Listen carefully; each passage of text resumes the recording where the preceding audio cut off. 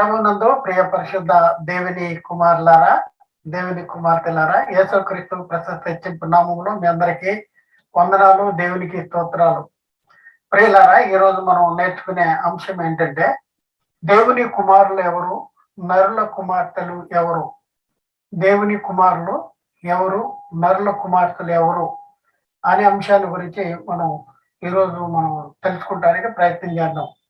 మూల వాక్యం ఏంటంటే ఆదికాండము 6వ అధ్యాయము 1-2 వచనాల్లో మనం చూసుకుంటే, నరులు భూమి మీద విస్తరించారంభించిన తరువాత కుమార్తెలను వారికి పుట్టినప్పుడు దేవుని కుమారులు నరుల కుమార్తెలు చక్కని వారిని చూచి వారందరిలో తమకు మనస్సుకు వచ్చిన స్త్రీలను వివాహం చేసుకునేది. ప్రియులారా, ఈ వచనంలో మనం చూస్తే నరులు భూమి మీద విస్తరించారంభించిన తరువాత కుమార్తెలు వారికి పుట్టిరి. ఆ తర్వాత ఏం జరిగిందంట? దేవుని కుమారులు నరుల కుమార్తెలు చక్కని వారిని చూచి వారందరిలో తమకు మనసుకు వచ్చిన స్త్రీలను వివాహం చేసుకున్నారు అంటాడు. అయితే ఈ వచనంలో మనము తెలుసుకోవాల్సింది ఏంటంటే, ఇక్కడ దేవుని కుమారులు ఎవరు, నరుల కుమార్తెలు ఎవరు? 1వ వచనంలో మనకి రాయబడిన వచనంలో మనం చూస్తే నరులు భూమి మీద ఆరంభించారు అంటే భూమి మీద నరులు విస్తరించేటటువంటి పరిస్థితుల్లో ప్రారంభములో అనేది మనం గమనించాలి. ఏమైంది? అలాంటి పరిస్థితుల్లో కుమార్తెలు వారికి పుట్టారు. ఎవరికి పుట్టారంటే నరులకు పుట్టారు. పుడితే ఏం జరిగింది అంటే, దేవుని కుమారులు నరుల కుమార్తెలు చక్కని వారిని చూచి వారందరిలో తమకు మనసుకు వచ్చిన స్త్రీలను వివాహం చేసుకున్నారు అనేసి ఉంది. ఇది ఇక్కడ మనకి మధ్యలో వచ్చిన సమస్య ఏంటంటే, దేవుని కుమారులు నరులు కుమార్తెలు చక్కని వారిని చూచి అంటాడు. అయితే ఇక్కడ దేవుని కుమారులు అంటే ఎవరు, నరుల కుమార్తెలు అంటే ఎవరు? ఇది మనం తెలుసుకోవాల్సినటువంటి అవసరము ఉంది. కాబట్టి ప్రియులరా, మరి మనం పరిశీలన చేసుకుంటే దేవుని కుమారులు ఎవరు అనేసి మనం ఆలోచిస్తే ఎన్నో రకాలైనటువంటి బోధలు నేటి క్రైస్తవ సమాజంలో ప్రకటించబడుతున్నటువంటి పరిస్థితి మనం చూస్తూ ఉన్నాం. అంటే దేవుని కుమారులు ఎవరు అనంటే, కొంతమంది ఏమో పడిపోయిన దేవదూతలు దేవుని కుమారులు అని చెప్పేటటువంటి పరిస్థితి ఉంది. మరికొంతమంది ఏమో దేవదూతలే దేవుని కుమారులు, దేవుని కుమారులు నరుల కుమార్తెలను వివాహం చేసుకున్నారు, దేవదూతలే దేవుని కుమారులు అని చెప్పేటటువంటి బోధ ఒకటి నడుస్తుంది.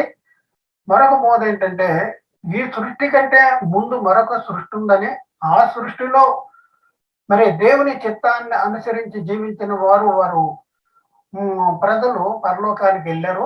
ఆ ప్రజలు మళ్ళీ భూమి మీదకి వచ్చి ఈ నరుల కుమార్తెలు, వారు దేవుని కుమారులు అయితే వాళ్ళు మళ్ళీ భూమి మీదకి వచ్చి భూమి మీద ఉన్న నరుల కుమార్తెలను వివాహం చేసుకున్నారు అని చెప్పేటటువంటి బోధ మరొకటి ఉంది.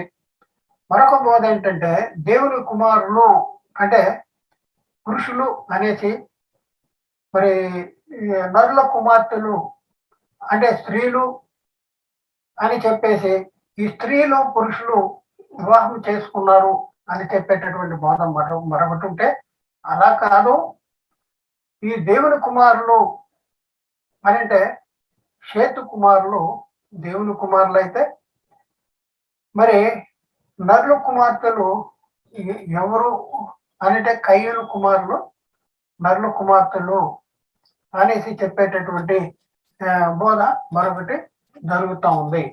కాబట్టి ప్రియులరా, మరి ఇప్పుడు మనం పరిశీలన చేసుకుంటే అసలు దేవుని కుమారులు ఎవరు, నరుల కుమార్తెలు ఎవరు? ఎన్ని బోధలు, ఇంకా చాలా బోధలు ఉన్నాయి. ఇవన్నీ కూడా మనం పరిశీలించడానికి మనకు టైం సరిపోదు. అయితే మనం కొన్ని వచనాల్ని, కొన్ని సంగతులు మనం నేర్చుకోవటానికి ప్రయత్నం చేద్దాం. ఇక్కడ మనం పరిశీలన చేస్తే పడిపోయినటువంటి దేవదూతలు దేవుని కుమారులు కానే కాదు.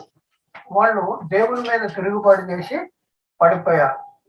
మరి ముఖ్యంగా వాళ్ళు భూమి మీదకు వచ్చే అవకాశమే లేదు. ఎందుకంటే వారిని దేవుడు ఎక్కడ బంధించి భద్రం చేశాడంటే పాతాళ లోకంలో బంధించి భద్రము చేశాడు. ప్రధానత్వమును నిలుపుకొనక తమ నివాస స్థలమును విడిచినటువంటి దేవదూతల్ని కటిక చీకటి బిలమును త్రోసి తీర్పుకు కావల్లో ఉంచేశాడు.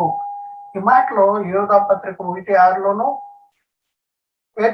పేతురు రాసిన 2వ పత్రిక 2:4లోను, యెషయా గ్రంథము 14వ అధ్యాయము 12-15లోను ఈ వచనాలు చాలా చక్కగా ఈ సత్యాన్ని మనకి నేర్పిస్తున్నాయి. కాబట్టి పడిపోయిన దేవదూతలు దేవుని కుమారులు కాదు. మరి పరలోకములో ఉన్నటువంటి దేవదూతలే దేవుని కుమారుల అనంటే, మరి ఇక్కడ పరలోకంలో ఉన్న దేవదూతలే దేవుని కుమారులు అని చెప్పేటటువంటి బోధ నడుస్తుంది కదా. వాళ్ళు ఏ వచనాన్ని చూపిస్తున్నారంటే, యోబు గ్రంథము 1వ అధ్యాయము 6వ వచనము, యోబు గ్రంథము 2వ అధ్యాయము 1వ వచనము, అలాగే యోబు గ్రంథము 38వ అధ్యాయం 7వ వచనము. ఈ వచనాల్లో మనం పరిశీలన చేసుకుంటే, ఈ వచనాల్లో దేవదూతలు యెహోవా సన్నిధిని, యోబు 1:6, దేవదూతలు యెహోవా సన్నిధిని నిలుచుటికై వచ్చిన దినము ఒకటి తటస్థించెను. ఆ దినమున అపవాది యెహోవాడు వారితో కలిసి వచ్చెను అని ఉంది. అంటే దేవదూతలు యెహోవా సన్నిధిని నిలుచుటికై వచ్చిన ఒక దినము తటస్థించెను అనే మాటలో దేవదూతలు అనే దగ్గర ఒక నెంబర్ ఇచ్చాడు. ఆ నెంబర్ని ఫుట్ నోట్ లో చూసుకుంటే దేవదూతలు అనేది దైవ కుమారులు అనేసి అక్కడ రాయబడింది. ఈ వచనాన్ని బట్టి దేవదూతలు దేవుని కుమారులు, దైవపుత్రులు అంటే దేవుని కుమారులు అని ఉంది. కాబట్టి ఇదిగో ఆది కాండంలో మనం పరిశీలన చేస్తే 6వ అధ్యాయము 2వ వచనంలో దేవుని కుమారులు నరుల కుమార్తెలను చూచి, నరుల కుమార్తెలు చక్కని వారిని చూచి వారందరిలో తమకు మనసుకు వచ్చిన స్త్రీలను వివాహం చేసుకున్నారు అని చెప్పేటటువంటి బోధ మరి నడుస్తూ ఉంది. కాబట్టి ప్రియులారా, మరి ఈ వచనము ప్రకారము మనం చూసుకుంటే దేవదూతలు దేవుని కుమారులు అనే చెప్పడం అనేది కరెక్టా? ఇక్కడ మనం చూస్తే ఆదాము నరుడు, కాబట్టి ఆదాముకు పుట్టిన పిల్లలు నరుల కుమార్తెలు అంటాడు. ఆదాముకు నరుడు కాబట్టి ఆదాముకు పుట్టిన కుమార్తెలు నరులు అని చెప్పేటటువంటి బోధ మనం చూస్తూ ఉన్నాం. కాబట్టి మరి ఆది కాండము 6వ అధ్యాయం 4వ వచనంలో చూస్తే, ఈ వచనంలో దేవుని కుమారులు నరుల కుమార్తెలతో పోయినప్పుడు వారికి పిల్లలు పుట్టిరి. వీరికి పుట్టిన పిల్లలే పూర్వకాలం ముందు సూర్యులు. ఇక్కడ మనం చూస్తే దేవుని కుమారులు అనేవాళ్ళు దేవదూతలైతే, ఈ దేవదూతలు నరుల కుమార్తెలు అంటే ఆదాము నరుడు అని ఉంది కాబట్టి నరుడికి పుట్టినటువంటి పిల్లలు పుట్టారు స్త్రీలు అనేసి ఉంది. కాబట్టి వారితో ఈ దేవదూతలు మరి పోయారు. దేవుని కుమారులు నరుల కుమార్తెలతో పోయినప్పుడు ఏం జరిగిందంటే వారికి పిల్లలు పుట్టారంట. ఈ పిల్లలు ఎలా పుట్టారు వీళ్ళు అంటే, వీరికి పుట్టిన పిల్లలే పూర్వకాలం ముందు సూర్యులు. వాళ్ళు సూర్యులు. ఎందుకు సూర్యులు అంటే, దేవదూతలు మరి నరుల కుమార్తెలతో పోయారు కాబట్టి దేవదూతలకు పుట్టిన పిల్లలు కాబట్టి వీళ్ళు సూర్యులుగా పుట్టారు అనేసి ఇదిగో ఆది కాండము 6వ అధ్యాయం 4వ వచనంలో రాయబడి ఉంది అని చెప్పేటటువంటి పరిస్థితి మనం చూస్తూ ఉన్నాం. అయితే ప్రియులరా, మరి ఒక సంగతి మనం ఆలోచన చేసుకోవాలి. దేవదూతలు దేవుని కుమారులేనా? ఇది నిజమేనా? బైబిల్ ఈ బోధను సమర్థిస్తుందా అనేసి మనం ఒకసారి ఆలోచించుకోవాల్సిన అవసరం ఉంది. లేఖనాల్ని పరిశీలన చేసుకోవాల్సిన అవసరం ఉంది. దేవదూతలు ఏంటి? వాళ్ళు దేవుని కుమారులేంటి? ఈ దేవదూతలు దేవుని కుమారులు అని చెప్పడం ఏంటి? మళ్ళీ ఆ దేవదూతలు భూమి మీదకి వచ్చేసి ఆదాముకు పుట్టినటువంటి నరునికి పుట్టినటువంటి స్త్రీలను వివాహం చేసుకుంటే వారికి పిల్లలు పుట్టడం ఏంటి? ఇదంతా మనం చూసుకుంటే చాలా విచిత్రంగా ఉన్నట్లు ఈ బోధ మనకు కనపడతా ఉంది. అయితే ప్రియులరా, దేవదూతలు దేవుని కుమారులని చెప్తున్నటువంటి పరిస్థితి మనం చూస్తా ఉన్నాం. మరి దేవదూతలైన ఈ దేవుని కుమారులు నరుల కుమార్తెలతో వివాహం చేసుకున్నారని చెప్తున్నటువంటి పరిస్థితి మనం చూస్తూ ఉన్నాం. వీరికి పుట్టిన పిల్లలే పూర్వకాలం ముందు పేరు పొందిన సూర్యులు అని చెప్తున్నట్టుగా మనం చూస్తూ ఉన్నాం. ఏ వచనం ప్రకారం అంటే ఆదికాండం 6:4 ప్రకారం. అయితే గమనించవలసిన విషయం ఏంటంటే, ముఖ్య గమనిక ఏంటంటే, దేవదూతలు అనేవాళ్ళు దేవుని కుమారులు కాదు అనేసి ముందుగా మనం ఆలోచించాలి. దేవదూతలు దేవుని కుమారులు కాదు. యోగ గ్రంథంలో రాయబడినటువంటి ఆ ఫుట్‌నోట్ లో ఉన్నటువంటి సంగతుల గురించి ఒకసారి మనం పరిశీలన చేస్తే, అక్కడ దేవదూతలు యెహోవా సన్నిధిని నిలుచుటకై వచ్చిన దినము ఒకటి తటస్థించిన అనే దగ్గర ఫుట్‌నోట్ లో దేవదూతలు అనే దగ్గర దేవుని కుమారులు అని రాయబడింది. అయితే ఈ దేవుని కుమారులు అంటే ఎలా దేవుని కుమారులు? వీళ్ళు నిజంగా దేవుని కుమారులా? లేకపోతే వీళ్ళు దేవదూతలు దేవుని కుమారులు కాదా? దేవుని కుమారులకు ఉండవలసినటువంటి క్యారెక్టర్స్, గుణ లక్షణాలు, లేకపోతే వాళ్ళ యోగ్యత, అర్హత మరి దేవదూతలకు ఉందా అనేసి మనం గుర్తించవలసిన అవసరం ఉంది. ప్రియులారా, మనం ఒకసారి చూద్దాం. దేవదూతలు దేవుని కుమారులు కాదు అనేసి మనం చాలా స్పష్టంగా చెప్పొచ్చు. ఎందుకంటే దేవుడు యేసుక్రీస్తు చెప్తున్నాడు, నేను ఆయనకు తండ్రినై ఉండును, ఆయన నాకు కుమారుడై ఉండును అని దూతలతో అనియు ఆ దూతలలో ఎవరితోనైనా ఎప్పుడైనా చెప్పినా. ఇక్కడ మనం చూస్తే దేవదూతలు దేవుని కుమారులు కాదు. ఎందుకంటే మరి ఈ దూతల గురించి, ఎందుకంటే దేవుడు క్రీస్తుతో ఎప్పుడైనా చెప్పాడా? దేవుడు క్రీస్తుతో ఎప్పుడైనా చెప్పాడా? ఏమని చెప్పాడు? ఏమని చెప్పలేదు. అంటే నేను ఆయనకు తండ్రినై ఉండును, ఆయన నాకు కుమారుడై ఉండును అని ఆ దూతలతో ఎవరితోనైనా ఎప్పుడైనా చెప్పాడంటే, దూతలతో ఎవరితో కూడా ఎప్పుడు కూడా చెప్పలేదు. మరి ఎవరితో చెప్పుంటాడు? కుమారుడితో చెప్పాడు. యేసుక్రీస్తుతో చెప్పాడు. యేసుక్రీస్తు చెప్పాడు. ఇంకా ఇంకా రెండో పాయింట్ మనం చూస్తే, ప్రియులారా, ఈ వచనాలు మనం చూద్దాం. ముందు రెండో పాయింట్, దేవదూతలు దేవుని కుమారులు కాదు. ఎందుకనగా దేవదూతలు సృజించబడిన వారే కానీ దేవుని చేత కనబడినవారు కాదు. అంటే దేవుని అనగా పుట్టిన వాళ్ళు, వాళ్ళు అనగా కలిగిన వాళ్ళు. దేవుని నుండి కలిగిన వాళ్ళేమో కుమారులు. యేసుక్రీస్తు గాని, పరిశుద్ధాత్ముడు గాని, ఆదాము గాని, వీళ్ళందరూ కుమారులు, దేవుని కుమారులు. అయితే దేవదూతలు సృజించబడ్డ వారే. ఇది రెండో పాయింట్. మూడో పాయింట్ ఏంటంటే, దేవదూతలు దేవుని కుమారులు కాదు. ఎందుకనగా దేవదూతలు దేవుని వారసులు కాదు. దేవుని కుమారులే దేవునికి వారసులు అవుతారు. కాబట్టి దేవుని కుమారులు కానప్పుడు వారు దేవునికి వారసులు కానే కారు. నాలుగో పాయింట్ ఏంటంటే, దేవదూతలు దేవుని కుమారులు కాదు. ఎందుకు కాదు అనగా, దేవదూతలు దేవుని సేవకులు. దేవుడు వారిని ఎందుకు సృజించాడు అంటే, పరిచర్య చేస్తానికి, సేవకులుగా ఉండటానికి సృజించాడు. దేవునికి అలాగే తాను కనబోయేటటువంటి కుమారులకి వీళ్ళు సేవ చేస్తానికి దేవుడు వారిని సృజించిన పరిస్థితి మనం చూస్తూ ఉన్నాం. ఇంకా ఐదో పాయింట్ మనం చూస్తే, దేవదూతలు దేవుని కుమారులు కాదు. ఎందుకనగా దేవదూతలు వివాహము చేసుకొనరు.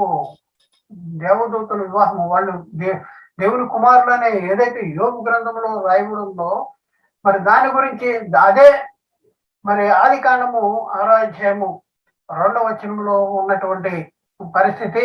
దేవుని కుమారులు, నరుల కుమార్తెలు చక్కని వారిని చూసి వారిని వివాహం చేసుకున్నారనే ఏదైతే చెప్తున్నారో, వాళ్ళు దేవదూతలు దేవదూతలు కాదు. ఎందుకంటే వాళ్ళు దేవదూతలు వివాహం చేసుకోరు. ఇది 5 పాయింట్లు మన ముందున్నాయి. ఈ దేవదూతలు దేవుని కుమారులు కాదనేది. ఇప్పుడు మనం వీటి గురించి కొన్ని వచనాలని పరిశీలన చేద్దాం.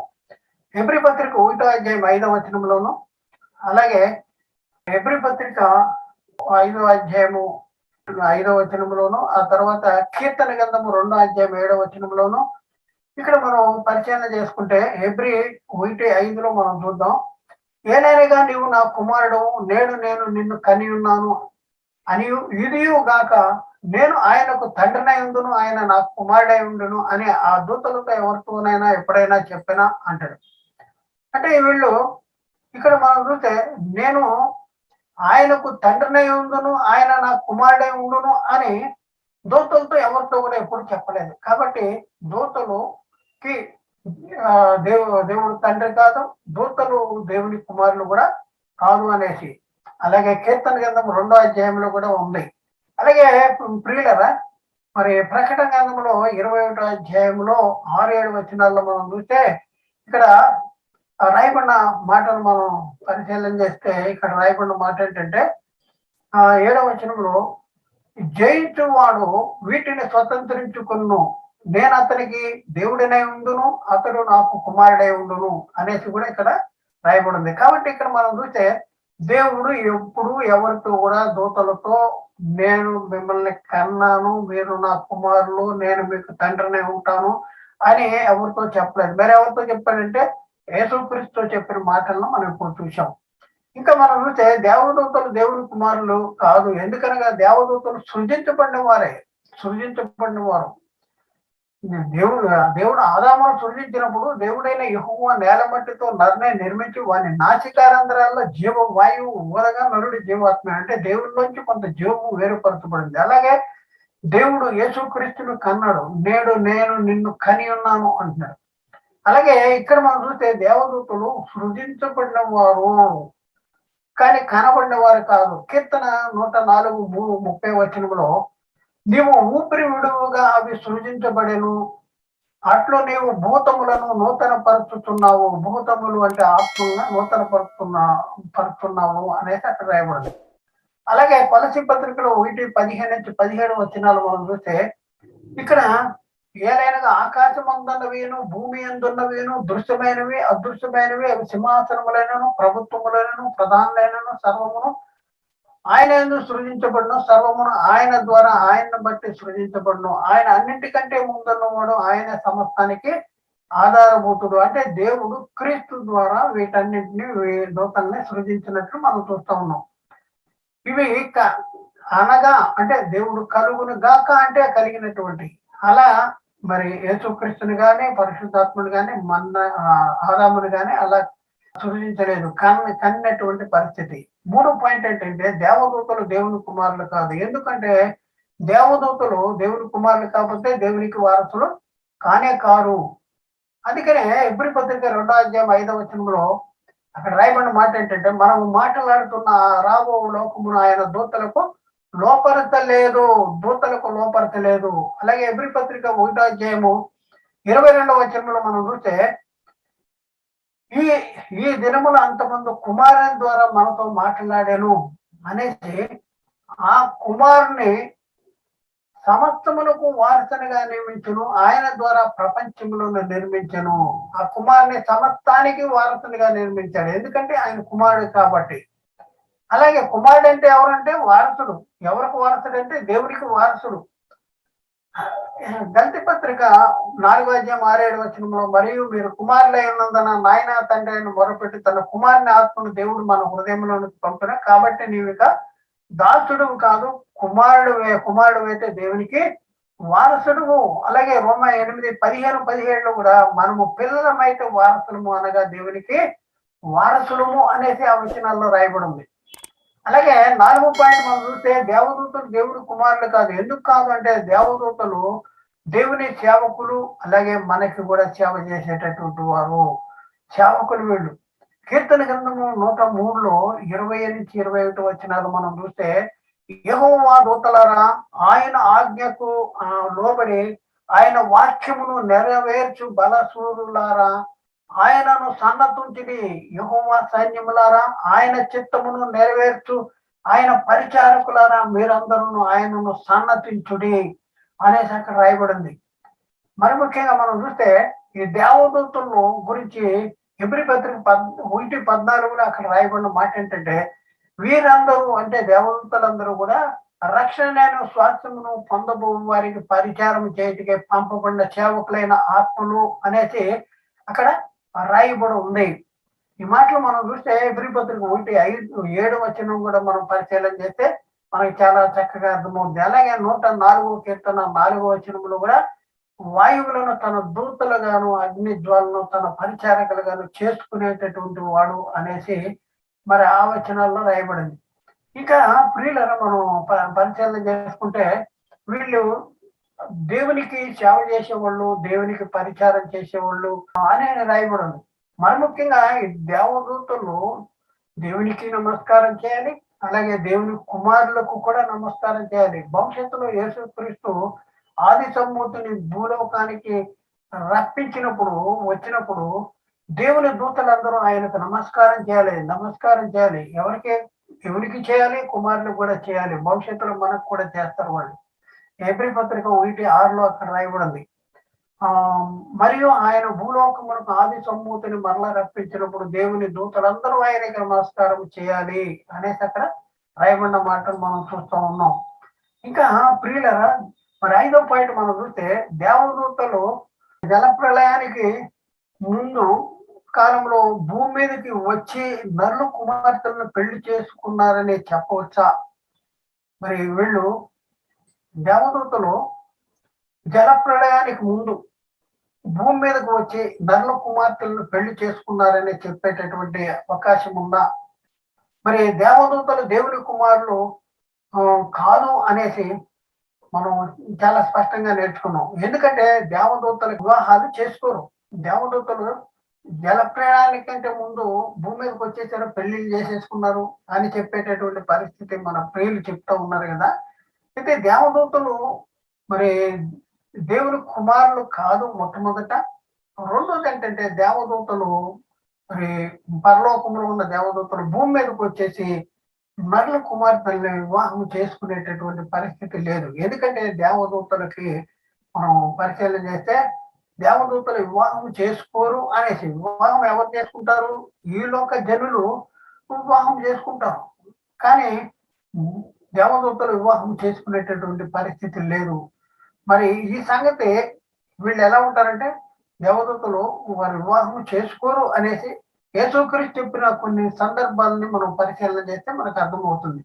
లూకాసు వార్తలో 20వ అధ్యాయం 27 నుంచి 36వ వచనం వరకు మనం పరిశీలన చేస్తే అక్కడ పునరుద్ధానము లేదని చెప్పేటటువంటి సద్దూకయ్యులు యేసుక్రీస్తు దగ్గరికి వచ్చి ఆయనతో ఒక సంగతి చెప్తా ఉన్నారు. భార్య బ్రతికుండగా ఒక అతను చనిపోయాడు, పిల్లలు పుట్టలేదు, పిల్లలు పుట్టుకోకుండా చనిపోయాడు కాబట్టి మరి అతనికి ఇంకా కొంతమంది సహోదరులు ఉన్నారు. అంటే మొత్తం సహోదరులు 7 మంది అయితే ఒకడు చనిపోతే రెండోవాడు చేసుకున్నాడు, పిల్లలు పుట్టకుండా చనిపోయాడు వాడు కూడా. అలాగే 7గురు కూడా చనిపోయారు. ఈ 7గురు చనిపోయారు కాబట్టి 7 సహోదరులలో ఈ 7గురు సహోదరుల్లో పునరుద్ధానంలో ఆమె ఎవరికి భార్య ఉంది? 7గురిని చేసుకుంది కదా. 7గురిని చేసుకునే పిల్లలు లేకుండా 7గురు చనిపోయారు కాబట్టి ఈ స్త్రీ మరి 7గురిలో ఎవరికి భర్త ఉంది పునరుద్ధానంలో అని అడిగినటువంటి ప్రశ్న యేసుక్రీస్తుని అడుగుతా ఉన్నారు. ఈ ప్రశ్న ఎక్కడ ఉందంటే మనం చూసాము లోకాసు వార్త 20వ అధ్యాయంలో 27 నుంచి 36 వరకు అక్కడ రాయబడి ఉంది. అయితే మనం 34 నుంచి చూద్దాం. 34 నుంచి యేసుక్రీస్తు చెప్పిన సమాధానము మనం చూద్దాం. 34 నుంచి. అందుకు యేసు, ఈ లోకపు జనులు పెళ్లి చేసుకుందురు అంటారు. అంటే పెళ్లి ఎవరు చేసుకుంటారు? ఈ లోక జనులు పెళ్లి చేసుకుంటారు, పెళ్లికి ఇయ్యబడుదురు. కానీ పరమును మృతుల పునరుద్ధానమును పొందుటకు యోగ్యులని ఎంతబడిన వారు, పరమును మృతుల పునరుద్ధానానికి యోగ్యులని ఎంతబడిన వారంట పెళ్లి చేసుకున్నారు, పెళ్లికి ఇయ్యబడరు అంటారు. ఇక్కడ పెళ్లి చేసుకుంటారు. మృతుల పునరుద్ధానానికి యోగ్యులైన వారు వాళ్ళు పెళ్లి చేసుకోరు, పెళ్లికి కూడా ఇయ్యబడరు. వారు పునరుద్ధానములో పాలువారై ఉండి దేవదూతల సమానులను దేవుని కుమారులనే ఉందురు గనక వారికను శామనేరరు. వారు ఎవరితో సమానంగా ఉంటారంటే దేవదూతలతో సమానంగా ఉంటారు. అంటే పరమన మృతుల పునరుద్ధానమునకు యోగ్యులైన వారు పెళ్లి చేసుకోరు, వాళ్ళు దేవదూతలతో సమానంగా ఉంటారు. అంటే దేవదూతలు కూడా వివాహం చేసుకునేటటువంటి పరిస్థితి లేదు. మరి పెళ్లి ఎవరు చేసుకుంటారు అంటే ఈ లోక జనులు వివాహం చేసుకుంటారు అనేసి యేసుక్రీస్తు చెప్తున్నాడు. ఈ లోక జనులు వివాహం చేసుకుంటారు. పరమన మృతుల పునరుద్ధానమునకు యోగ్యులైన వారు పెళ్లి చేసుకోరు, పెళ్లికి ఇయ్యబడరు అనేసి లేఖనంలో చక్కగా మరి యేసుక్రీస్తు చెప్పినటువంటి సంగతి మనం చూస్తూ ఉన్నాం. పెళ్ళిళ్ళు ఈ లోక జనులే చేసుకుంటారు. పెళ్ళిళ్ళు దేవదూత పరలోక వాసులు చేసుకోరు. దేవదూతలు అనగా పరలోక వాసులు. పెళ్ళిళ్ళు ప్రకృతి సంబంధమైన శరీరంలో ధరించుకున్న వారికి అవసరము వివాహాలు.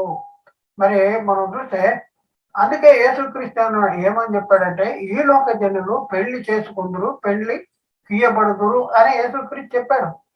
పరమన మృతుల పునరుద్ధానమును పొందుటకు యోగ్యులేని ఎంతబడిన వారు పెళ్లి చేసుకోరు, పెళ్లి తీయబడరు అని చెప్పాడు. వారు పునరుద్ధానములో బాలివారై ఉండి దేవదూతల సమానులుగా ఉంటారు. మరి ముఖ్యంగా దేవుని కుమారులై ఉందురు గనుక వారికి ఇక చావు లేదు. వారికి అక్కడ పెళ్ళిళ్ళు జరగవు, చేసుకోరు అనేసి. ఎందుకంటే దేవదూతలు ఎందుకు పెళ్లి చేసుకోరు అనేసి మనం చూస్తే, దేవదూతలకి జెండర్ అంటే లింగ భేదం అనేది ఉండదు. మనం కూడా శరీరాన్ని బట్టి లింగ భేదం ఇక్కడ ఉంది, కానీ శరీరాన్ని విడిచిన తర్వాత ఆత్మలకి లింగ భేదం అనేది ఉండదు. కాబట్టి లింగ భేదం లేని ఆత్మలు వివాహం ఎలా చేసుకుంటారు? అలాగే ఇక్కడ మనం చూస్తే దేవదూతలకి జెండర్ అనేది ఉండదు, వారికి లింగ భేదం అనేది ఉండదు, వారి వివాహము చేసుకోరు అనేసి మనం చాలా స్పష్టంగా మనకి అర్థమవుతుంది. అయితే ఇంత చెప్పినా కూడా చాలా మంది చెప్తున్న మాట ఏంటంటే, జెండర్ అంటే వాళ్ళకి లింగ భేదం లేదు, కానీ దేవదూతలు పురుష రూపంలో మరి భూమి మీదకి వచ్చి కొందరి దగ్గరికి వచ్చినట్లు మనం చూస్తున్నాం. కొన్ని ఈ లోక సంబంధంగా వ్యక్తులు చేసే పనులు కూడా వాళ్ళు చేశారు. భోజనం చేసినట్లు, మరి వారితో కలిసి నడిచినట్లు, కాళ్ళు కడుక్కున్నట్లు, ఈ సంగతులన్నీ చేశారు కదా. మరి వారు పురుష రూపంలో ఉన్నట్లుగా మరి బైబిల్లో కొన్ని దగ్గర రాయబడి ఉంది కదా అని చెప్పేటటువంటి పరిస్థితి ఉంది. మానవ రూపంలో ఉన్నట్లు మనకు కనపడుతున్నారు. అబ్రహాం దగ్గరికి వచ్చారు ముగ్గురు దేవదూతలని ఒక దగ్గర ఉంది. అబ్రహాం దగ్గరికి ముగ్గురు దేవదూతలు వచ్చారని కొంతమంది చెప్తా ఉంటే, మరికొంతమంది ఏమంటారు, ముగ్గురు దేవదూతలు కాదు, ముగ్గురులో ఇద్దరు దేవదూతలు, ఒకరు యెహోవా దేవుడు, మిగిలిన ఇద్దరు కూడా దేవదూతలే అనేసి చెప్పేటటువంటి పరిస్థితి. అంటే అబ్రహాం దగ్గరికి ముగ్గురు వ్యక్తులు వచ్చారు. ఆ ముగ్గురు వ్యక్తుల్లో ఒకరు యెహోవా అంట, మిగిలిన ఇద్దరు దేవదూతలు అంట. ఈ ఇద్దరు దేవదూతలు మరి ఎక్కడికి వెళ్ళారు అంటే, వీళ్ళు లోతు దగ్గరికి కూడా వెళ్ళారు. లోతు దగ్గరికి వెళ్ళినట్టు మనం చూస్తూ ఉన్నాం. ఈ సంగతులు మనం ఎక్కడ పరిశీలన చేస్తే మనకు అర్థమవుతుందంటే, ఆదికాండము 18వ అధ్యాయము 1-8 వచనాల్లో ఇక్కడేమో అబ్రహాము వచ్చిన ఈ ముగ్గురికి ఆతిథ్యం ఇచ్చినట్లుగా మనం చూస్తూ ఉన్నాం. వచ్చినటువంటి ముగ్గురికి ఆతిథ్యం ఇచ్చాడు. ఇక్కడ మనం ఈ వచనాల్లో మనం చూస్తే, అబ్రహాము ఈ వచ్చిన ముగ్గురికి ఏం చేశాడంటే 3 మానికల మెత్తని పిండి తెచ్చి పిసికి రొట్టెలను చేయమని చెప్పాను. పశువుల మందకు పరిగెత్తి ఒక మంచి లేత దూడను తెచ్చి వెన్నను పాలను తాను సిద్ధము చేయించి దూడను తెచ్చి వారి ఎదుట పెట్టి వారు భోజనము చేయించుండగా వారి యొద్ద ఆ చెట్టు క్రింద నిలబడేను అనేసి ఈ వచనాల్లో రాయబడినాయి. ఆదికాండంలో 18వ అధ్యాయం 1-8 వచనాల్లో. అంటే అబ్రహాము వచ్చిన ముగ్గురికి ఆతిథ్యం ఇచ్చినట్లుగా మనం చూస్తా ఉన్నాం. వారు భోజనము కూడా చేసినట్లుగా మనం చూస్తా ఉన్నాం.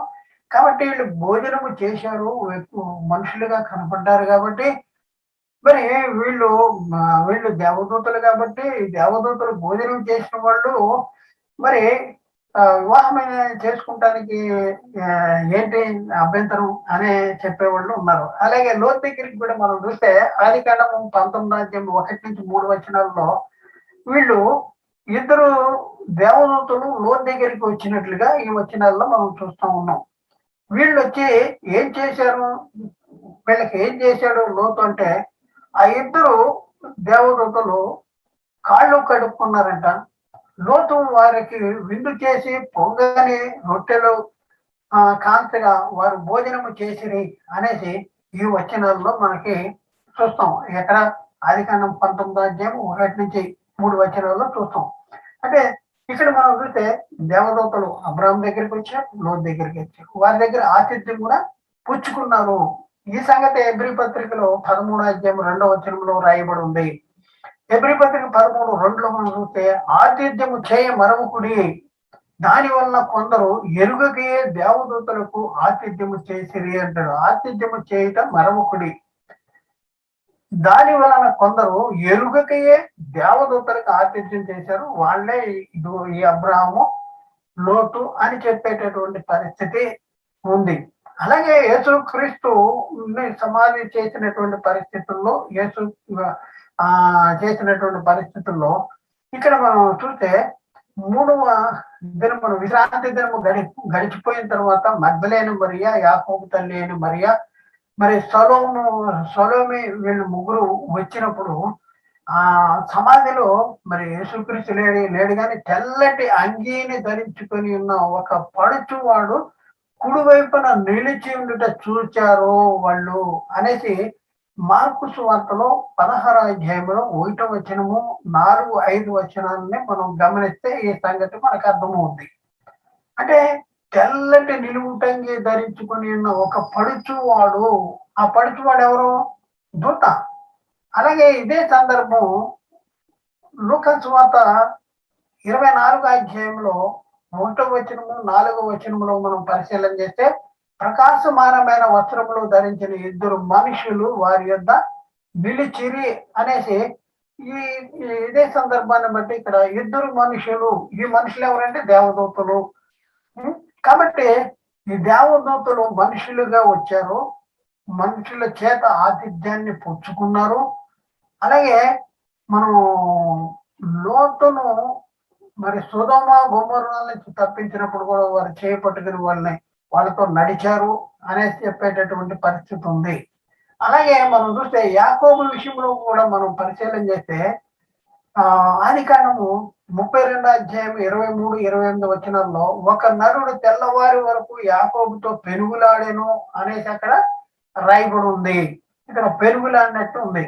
కాబట్టి ప్రియులరా, మరి ఒకసారి మనం పరిశీలన చేస్తే మరి ఎన్ని సంగతులు దేవదూతలుకి జనరల్ ఉండదు, వారికి లింగభేదం ఉండదంటే వాళ్ళు పురుషులుగా కనపడ్డారు కదా, వాళ్ళు ఆతిథ్యము అంటే భోజనం చేశారు కదా, నడిచారు కదా, కాళ్ళు కడుక్కున్నారు కదా, మరి వివాహాలు చేసుకుని ఉండొచ్చు అనేసి చెప్పేటటువంటి పరిస్థితి మన ప్రియులకి ఉంది.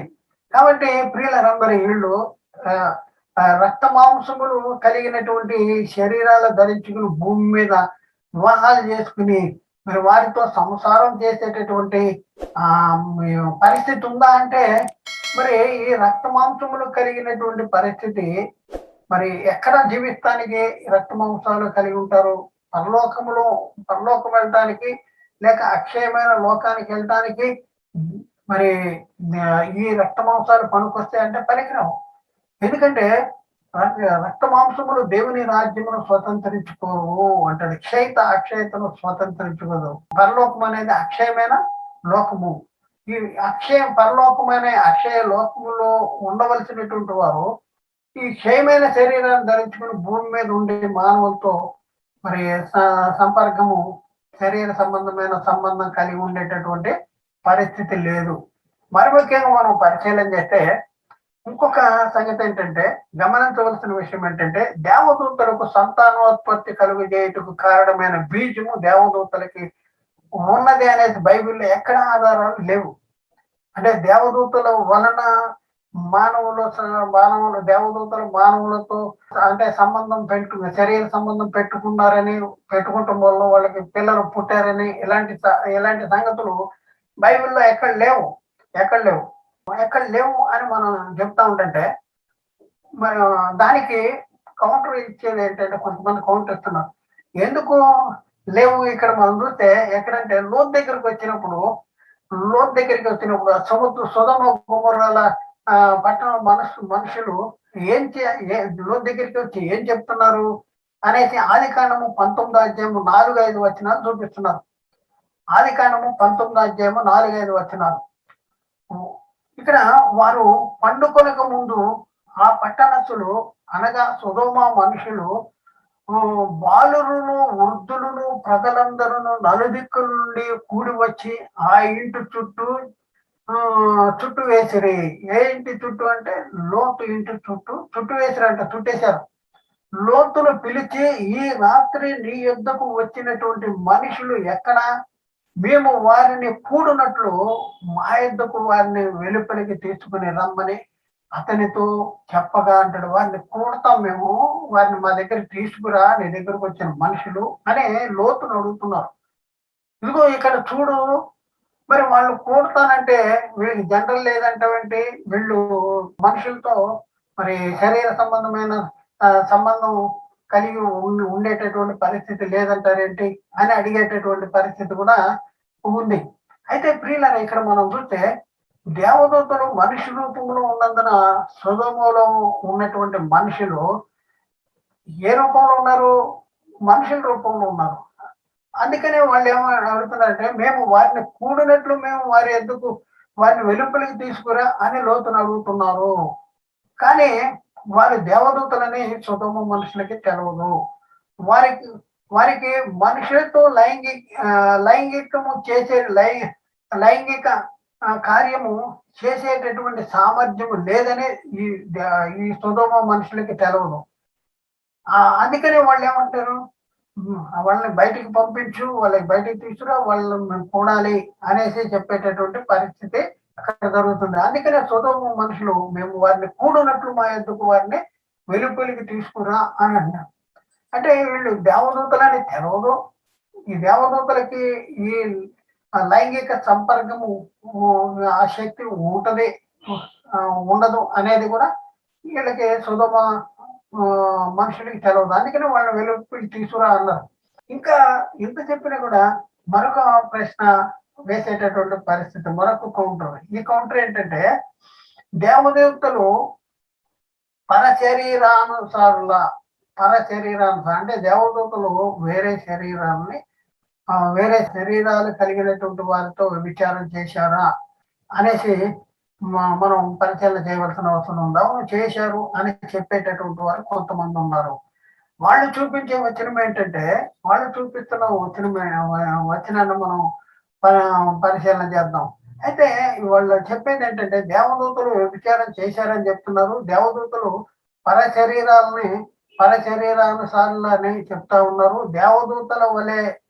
దేవదూతల వల్లే సొదొమ గొమొర్రాల పట్టణ ప్రజలు వ్యభిచారము చేయొచ్చు పరశరీరానుసారులుగా ఉన్నారు.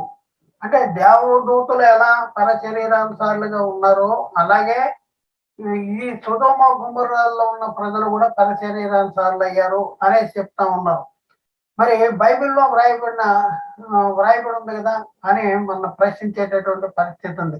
మరి దానికి సమాధానం మనం చెప్పవలసినటువంటి అవసరం ఉంది. ఈ వచనము ఈ సంగతి ఎక్కడ రాయబడి ఉంది అనే యూదా పత్రికలో 1వ అధ్యాయము 6-7 వచనాల్లో మనం చూస్తే, మరియు యూదా పత్రిక 1వ అధ్యాయము 6-7 వచనాలు, మరియు ప్రధానత్వమును నిలుపుకొనక తమ నివాస స్థలమును విడిచిన దేవదూతలను మహాదినమున జరుగు తీర్పు వరకు కటిక చీకటిలో నిత్య పాశములతో ఆయన బంధించి భద్రము చేసెను. అంటే ప్రధానత్వాన్ని నిలుపుకొనక తమ నివాస స్థలాన్ని విడిచినటువంటి దేవదూతల్ని మహాదినమున జరుగు తీర్పు వరకు కటిక చీకటి బెలుగులో నిత్య పాశములతో ఆయన బంధించి భద్రం చేశాడు అనేసి ఇక్కడ ఉంది కదా. అనేసి కింద 7వ వచనంలో ఆ ప్రకారముగానే సొదొమ గొమొర్రాలను వాటి చుట్టూ ఉన్న పట్టణములను వీరి వలనే ఎవరి వలన? వీరి వలనే. పై వచనంలో ఎవరు? దేవదూతలు. ప్రధానత్వాన్ని నిలుపుకొక తమ నివాస స్థలమును విడిచిన దేవదూతలు అనేసి దేవదూతలు వీరి వలననే వ్యభిచారం చేయొచ్చు. అంటే దేవదూతలు లాగానే వీళ్ళు కూడా వ్యభిచారం చేశారు. ఎవరు సొదొమ గొమొర్రాల్లో ఉన్నటువంటి పట్టణస్థులు, ఆ చుట్టుపక్కల ఉన్న పట్టణస్థులు. 7వ వచనం మళ్ళీ చూద్దాం. ఆ ప్రకారముగానే సొదొమ గొమొర్రాలను వాటి చుట్టూ ఉన్న పట్టణములను వీరి వలనే వ్యభిచారము చేయుచు పరశరీరానుసారులైనందున నిత్యాగ్ని దండన అనుభవించుతూ దృష్టాంతముగా ఉండెను అనేసి ఇక్కడ రాయబడింది. ఈ సొదొమ గొమొర్రాలు అనేటటువంటి పట్టణ ప్రాంతాల్లో చుట్టూ ఉన్నటువంటి పట్టణ ప్రజలంట ఎవరి వలన? వీరి వలననే, అంటే వీరిలాగానే అంటే దేవదూతల్లాగానే వ్యభిచారం చేశారు, పరశరీరానుసారులు అయ్యారు. అందుకనే నిత్యాగ్ని దండనకు పాత్రలు అయ్యారు. వాళ్ళు మనకు దృష్టాంతంగా ఉన్నారు అని చెప్తా ఉన్నారు. అంటే ఈ వచనాన్ని బట్టి వాళ్ళు చెప్పేది ఏంటంటే దేవదూతలు పరశరీరానుసారులు అయ్యారు. అలాగే వాళ్ళు అయ్యారు కాబట్టి సొదొమ గొమొర్రాల ప్రజలు కూడా పరశరీరానుసారులు అయ్యారు. అంటే సొదొమ గొమొర్రాల ప్రజలు పరశరీరానుసారులు అయ్యారని చెప్పడానికి ఎవరి వలె వీళ్ళు అయ్యారు అంటే దేవదూతల వలె అయ్యారు అనేసి ఈ వచనంలో ఉంది. అయితే ఇక్కడ మనం పరిశీలన చేస్తే మరి దేవదూతలు నిజంగానే పరశరీరానుసారులు అయ్యారా? శరీర సంబంధమైన వీళ్ళు చేసిన వ్యభిచారం? దేవదూతలు వ్యభిచారం చేశారా? మరి ఇక్కడ వీరి వల్లనే పరశరీరానుసారులు అయ్యారు అనేసి ఎందుకు రాయబడి ఉంది? అంటే దేవదూతలు చేసిన తప్పు ఏంటి? దేవదూతలు చేసిన పాపం ఏంటి? దేవదూతలు మరి వాళ్ళు చేసినటువంటి వ్యభిచారం ఏంటి? అంటే వ్యభిచారం అంటే శరీర సంబంధంగా చేసినటువంటి వ్యభిచారమా? ఒకసారి మనం ఆలోచించుకోవాల్సినటువంటి అవసరం ఉంది. ఇక్కడ మనం చూస్తే సొదొమ గొమొర్రాల చుట్టూ ఉన్నటువంటి పట్టణ ప్రజలు చేసినటువంటి విచారం ఏంటి? దేవదూతలు చేసినటువంటి ఇక్కడ రాయబడినటువంటి విచారం ఏంటి? ఇది మనం పరిశీలన చేసుకోవాల్సినటువంటి అవసరం ఉంది. బైబిల్లో వ్యభిచారం అనేటువంటి పదానికి ఒకే అంటే సందర్భాన్ని బట్టి అది అర్థం అనేది మారిపోయేటటువంటి పరిస్థితి ఉంది. ఇది ముందు గుర్తించాలి. వ్యభిచారము బైబిల్లో వ్యభిచారులు అని ఎవరినంటారు? సందర్భాన్ని బట్టి, వారు చేసే పనిని బట్టి వ్యభిచారులని, వ్యభిచారము చేశారని, వ్యభిచారము చేస్తున్నారని వ్రాయబడింది.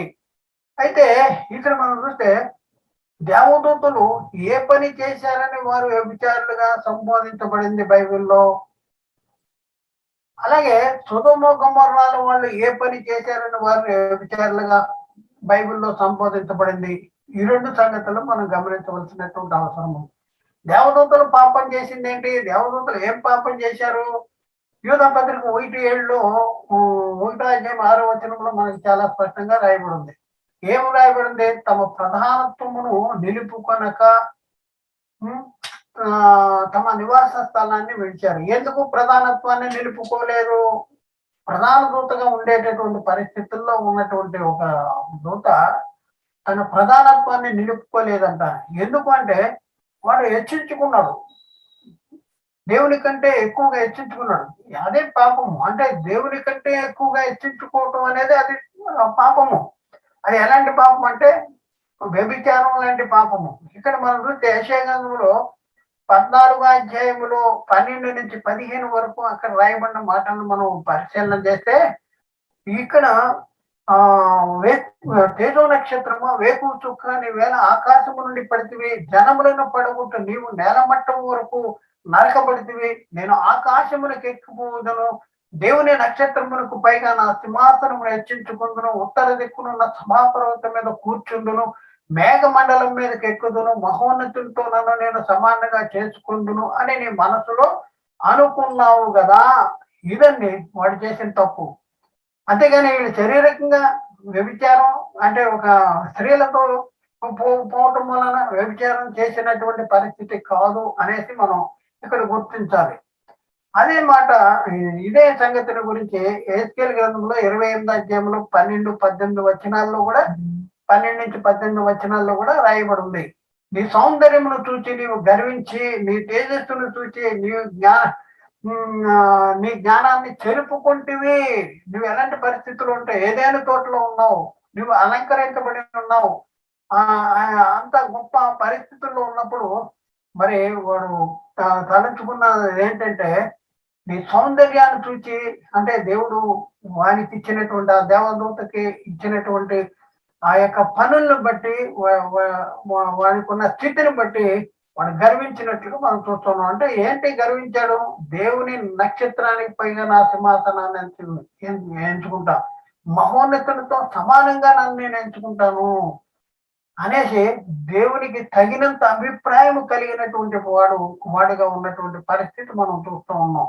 ఇది మనం చూస్తే దేవదూతలు చేసినటువంటి వ్యభిచారం ఏంటంటే దేవుని స్థానంలో కూర్చోవాలని, దేవుని మీద తిరుగుబాటు చేసేటటువంటి పరిస్థితి. అలాగే మనం చూస్తే మరి ఇక్కడ మరి కొన్ని వచనాలు మనం చూద్దాం. మరి కొన్ని వచనాలు ఎక్కడంటే హెబ్రీ పత్రిక 12వ అధ్యాయంలో 16వ వచనంలో మనం చూస్తే వ్యభిచారం అంటే కేవలము శరీర సంబంధమైనటువంటి సంబంధాన్ని కలిగించే దాని గురించి చెప్పేదేనా అంటే అలా చెప్పేది కాదు అనేసి బైబిల్లో కొన్ని రుజువులు ఉన్నాయి. దాని గురించి మనం పరిశీలన చేస్తే హెబ్రీ పత్రిక 16వ అధ్యాయము 12వ అధ్యాయము 16వ వచనంలో, హెబ్రీ పత్రిక 12వ అధ్యాయం 16వ వచనంలో అక్కడ ఎవరి గురించి రాయబడిందంటే ఏశావు గురించి రాయబడింది. ఒక్క పూట కూటి కొరకు జ్యేష్ఠత్వపు హక్కును అమ్మివేసిన ఏశావు వంటి భ్రష్టుడైనను వ్యభిచారి అయినను ఉండునేమో అని జాగ్రత్తగా చూసుకునడి. ఏశావు వ్యభిచారి అని అంటాడు. ఇదేంటి వ్యభిచారి? ఏంటి వ్యభిచారి అంటే దేవుని విషయము కంటే లోక విషయమే ఎక్కువగా, శరీర సంబంధమైన దాన్నే ఎక్కువగా ప్రేమించేటటువంటి వాడు. దేవుడు అనుగ్రహించినటువంటి ఆ మహిమను గుర్తించలేనటువంటి వాడు, లోకాన్ని శరీరాన్ని ప్రేమించేటటువంటి వాడుగా ఉన్నటువంటి పరిస్థితి. అందుకని ఇక్కడ ఏమని రాయబడింది, ఒక పూట కూటు కోసం తన జ్యేష్ఠత్వపు హక్కును అమ్మివేసాడంట.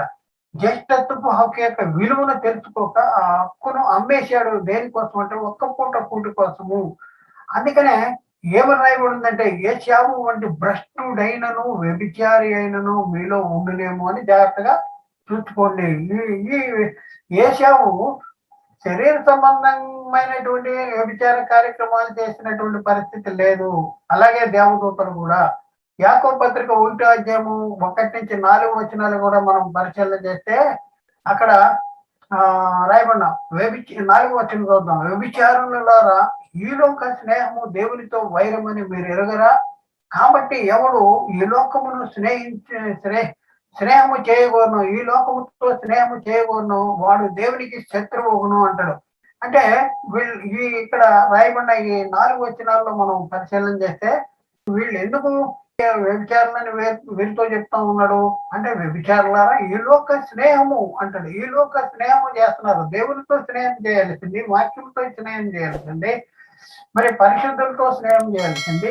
వీళ్ళు ఏం చేస్తున్నారు? ఈ లోక స్నేహము చేస్తా ఉన్నటువంటి పరిస్థితి. ఏం తిందామా, ఏం ధరించుకుందామా అనేసి దాని గురించే మరి వారు చేసేటటువంటి వారి భోగం నిమిత్తము వారు దేవుని దగ్గరికి వస్తున్నారు, దేవుణ్ణి అడిగేటటువంటి పరిస్థితి ఉంది. అందుకని వాళ్ళని ఏమంటే వ్యభిచారులారా అంటాడు. అంటే వీళ్ళు వ్యభిచారులారా అంటే శరీర సంబంధమైన వ్యభిచారం చేసినటువంటి వాళ్ళ అంటే కానే కాదు. అలాగే ఎజ్కేలు గ్రంథం 23 అధ్యాయము 37వ వచనంలోను మరి అక్కడ ఏం రాయబడింది, వారు వ్యభిచారిణులను నరహత్య చేయువారునై ఉండి విగ్రహములతో వ్యభిచరించి అనేసి, వారు విగ్రహాలతో వ్యభిచరించేటటువంటి పరిస్థితి ఉంది అనేసి అక్కడ రాయబడింది. అలాగే నిర్గమకాండం 34:15-17 వచనంలో వారు ఇతర దేవతలతో వ్యభిచరించి ఆ దేవతలకు బలి అర్పించినప్పుడు ఒకడు నిన్ను పిలిచిన ఎడల అనేసి అక్కడ రాయబడింది. అంటే ఇతర దేవతలతో వ్యభిచరించి అంటాడు. అంటే వ్యభిచరించి అంటే వారిని ఆరాధించి, వారిని కొలిచి, వారిని ఇచ్చేసేటటువంటి పరిస్థితి. అయితే సొదొమ గొమొర్రాల వాళ్ళు చేసినటువంటి వ్యభిచారం అంటే, వీళ్ళు చేసిన వ్యభిచారము గురించి మనం పరిశీలన చేస్తే ఇక్కడ లూకాసు వార్త 17వ అధ్యాయం 28-29 వచనాల్లో అక్కడ ఏమి రాయబడిందంటే, లోతు దినముల్లో జరిగినట్లు జరుగును. అంటే మనిషి కుమారుడు వచ్చే దినం ఎలా జరుగుద్దంటే లోతు దినముల్లో జరిగినట్లు జరుగును. జనులు ఏం చేస్తూ ఉంటారు? దేవుని కోసం ఆలోచించరు. తినుచు, తాగుచు, అమ్ముచు, నాటుచు, ఇండ్లు కట్టుకొనుచు ఉండేది. అయితే లోతు సొదొమను విడిచిపోయిన దినమున ఆకాశము నుండి అగ్ని గంధకములు కురిసి వారినందరినీ నాశనము చేసెను. అంటే వీళ్ళు ఎంతసేపు వీళ్ళ పరిస్థితి ఏంటంటే తినటం, తాగటం, అమ్మటం, నాటడం, ఇల్లు కట్టుకుంటాం, పెళ్లి, ఈ రకంగా ఉండేటటువంటి పరిస్థితి. కాబట్టి ప్రియులరా, మరి ఇక్కడ మనం చూస్తే ఈ ఈ యూదా పత్రికలో రాయబడినటువంటి పరశరీరానుసారులు అనే మాట మరి శరీర సంబంధంగా వ్యభిచారం చేశారు అనేటటువంటి పరిస్థితి కానే కాదు అనేది మనం గుర్తించవలసినటువంటి అవసరం ఉంది. మరి ముఖ్యంగా ప్రియులరా, మరి దేవదూతలు అనేటటువంటి పరిస్థితి మనం చూస్తే ఈ దేవదూతలు ఈ దేవదూతలు మా దేవుని కుమారులని, ఈ దేవదూతలు భూమి మీదకి వచ్చారని, భూమి మీదకి వచ్చి నరుల కుమార్తెలతో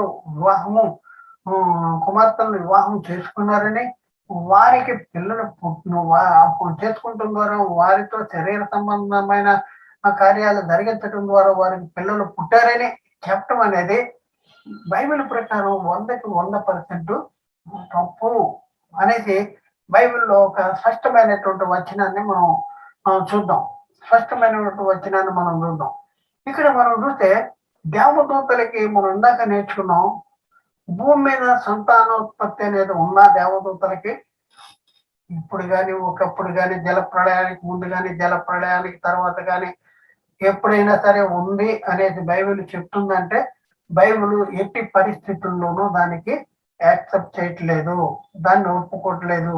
ఎందుకు అంటే బైబిల్లో ఒక స్పష్టమైనటువంటి నిర్దిష్టమైనటువంటి మరి ఒక సమాచారాన్ని దేవుడు మనకి బైబిల్లో రాపించి పెట్టాడు. ఎందుకు అంటే యావత్ భూమి మీద కాపురం ఉండటానికి దేవుడు ఒకరి నుండి ప్రతి జాతి మనుషులను సృష్టించాడు అనేది బైబిల్ రాయబడింది. యావత్ భూమి మీద కాపురం ఉండటానికి ఒకరి నుండే ప్రతి జాతి మనిషిని సృష్టించాడు. కానీ మరి దేవదూతల ద్వారా కూడా దేవుడు భూమి మీద మనుషులను సృష్టించాడు అనేది బైబిల్లో ఎక్కడ లేదు. దేవుని దూతలలో సంతానోత్పత్తి బీజం అనేది, అంటే దేవుని దూతల్లో సంతానోత్పత్తి బీజం అనేది లేదు. అలా ఉన్నట్లయితే బైబిల్లో ఎక్కడ కూడా రాయబడి ఉండలేదు. అలాంటప్పుడు ఆది కాండంలో 6వ అధ్యాయము 4వ వచనంలో దేవుని కుమారులు నరులు కుమార్తెలతో పోయినప్పుడు వారికి పిల్లలు కనిరి అని ఎందుకు ఉంది? మరి ముఖ్యంగా యావత్ భూమి మీద కాపురం ఉండటానికి దేవుడు ఒక నుండి ప్రతి జాతి మనుషులను సృష్టించాడు అని బైబిల్ చెప్తుండగా, దేవదూతల బీజము నుండి కూడా మనుషులు పుట్టారని మనము చెప్పటం అనేది మరి ఎంత పాపం అంటే అది మరణకరమైన పాపం. కాబట్టి ముఖ్య గమనిక ఏంటంటే, ఇలాంటి బోధ చేసే వాళ్ళకి ముఖ్య గమనిక ఏంటంటే ఆ బోధను మనం వెంటనే సరి చేసుకోవాల్సిన అవసరం ఉంది. ఎందుకంటే అది మరణకరమైన పాపము. అపోస్తుల కార్యము 17వ అధ్యాయము 36వ వచనంలో, అపోస్తుల కార్యము 17వ అధ్యాయము 26వ వచనం, అపోస్తుల కార్యము 17వ అధ్యాయం 26వ వచనంలో, మరియు యావత్ భూమి మీద కాపురం ఉండటకు ఆయన ఒకరి నుండి ప్రతి జాతి మనుషులను సృష్టించి వారు ఒకవేళ దేవుని తడువులాడి కనుగొందరేమో అనేసి అక్కడ రాయబడింది. అంటే యావత్ భూమి మీద మరి కాపురం ఉండటానికి ఆయన ఒకరి నుండి ప్రతి జాతి మనిషిని సృష్టించాడు అనేసి ఇక్కడ రాయబడింది. అంతేగాని ఈ దేవదూతల ద్వారా కూడా భూమి మీద సంతానోత్పత్తి జరిగితే ఈ మాట ఇక్కడ రాయబడి ఉండేది కాదు. రెండోది ఏంటంటే, దేవుని సంకల్పము, దేవుని ప్రణాళిక, దేవుని ఏర్పాటు ప్రకారమే దేవుడు భూమి మీద తన పోలిక చొప్పున తన స్వరూపం ముందు నన్ను సృజించినట్లుగా మనం చూస్తూ ఉన్నాం.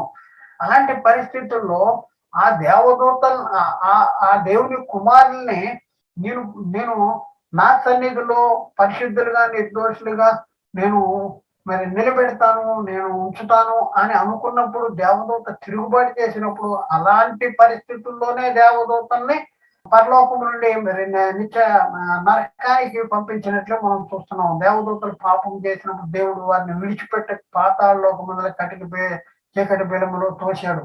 మరి అలాంటి పరిస్థితుల్లో ఆ పరలోకం నుండి దేవదూతలు వచ్చేసి భూమి మీద నరులు కుమార్తెలను పెళ్లి చేసుకుని దేవుని యొక్క నిత్య సంకల్పాన్ని చెడగొట్టేటటువంటి పరిస్థితి చేస్తా ఉంటే మరి దేవుడు ఊరుకుంటాడా? చూస్తా మరి వారిని శిక్షలో ఉంచటానికి వారిని దేవుడు సమర్థుడు కాదా? అంటే వీళ్ళు ఎంత ఆ ఎంత అసత్యము కాకుండా ఎంత పాపము చేస్తా ఉన్నారంటే, వాళ్ళు దేవుడు అసమర్థుడు, దేవుని సంకల్పాన్ని చెడగొట్టాడు దేవదూత, దేవుని సంకల్పాన్ని దేవదూత చెడగొట్టాడు. ఇదిగో దేవుడు ఒక్కరి నుండి ప్రతి జాతి మనుషులు సృష్టించాలి అనే దేవుడు ఆదామును అవ్వను సృష్టిస్తే, మరి దేవదూత వచ్చేసి నరుల కుమార్తెలతో వివాహం చేసుకుని వారు కూడా పిల్లల్ని కనేశారు. వారే పూర్వకాలం ముందు సూర్యులు అని మరి చెప్పటం అనేది మరి ఎంతవరకు సమంజసము? ఒకసారి మనం పరిశీలన చేసుకోవాల్సిన అవసరం ఉంది.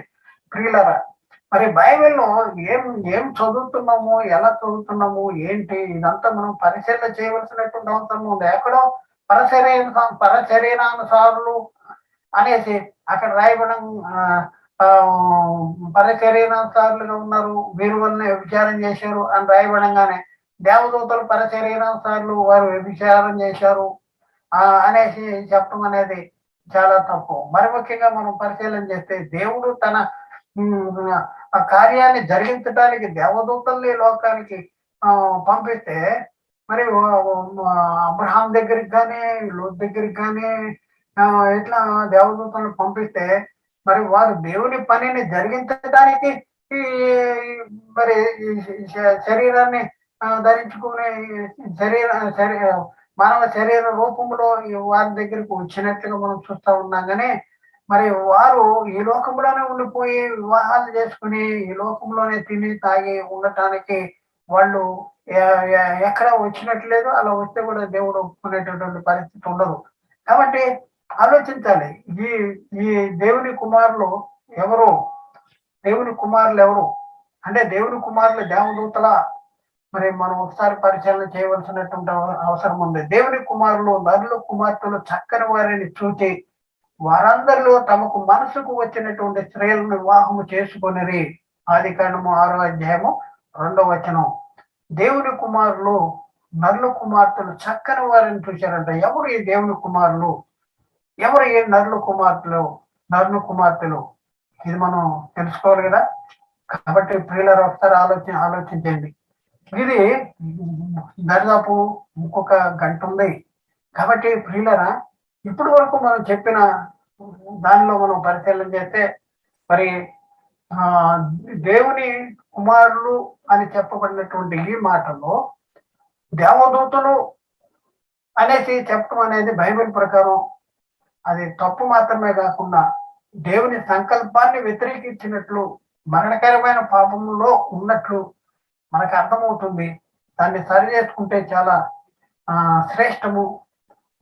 కాబట్టి ఆలోచించండి, దేవుని కుమారులు ఎవరు, నరుల కుమార్తెలు ఎవరు? ఈ మొదటి భాగంలో దేవుని కుమారులు దేవదూతలు అని చెప్తున్న బోధ అనేది సరైంది బోధ కాదు అనే అంతవరకే మనం నేర్చుకున్నాం.